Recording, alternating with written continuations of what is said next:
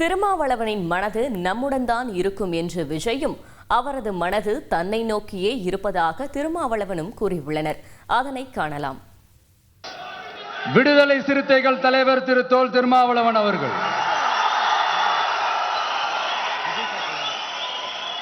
அவங்களால இன்னைக்கு வர முடியாம போச்சு.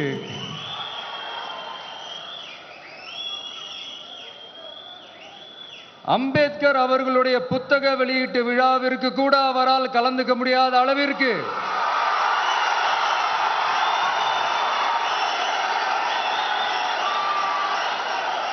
கூட்டணி கட்சிகள் சார்ந்து எவ்வளவு பிரஷர் இருக்கும் என்று என்னால் யூகிக்க முடிந்தாலும் நான் இப்ப சொல்றேன், அவருடைய மனசு முழுக்க முழுக்க இன்னைக்கு நம்மளோட தான் இருக்கும். அவருடைய மனசு மேடையில் இல்லை, என்னை நோக்கி. சின்ன மீனை போட்டு பெரிய மீனை பிடிக்கணும். இங்க ஒருத்தர் ஐஸ்கிரீம் ஜூஸ் கடை வச்சு மாசம் பல லட்சம் ரூபாய் சம்பாதிக்கிறாரு. எப்படின்னு தெரிஞ்சுக்க ஃப்ரீடம் ஆப்பை டவுன்லோட் பண்ணுங்க.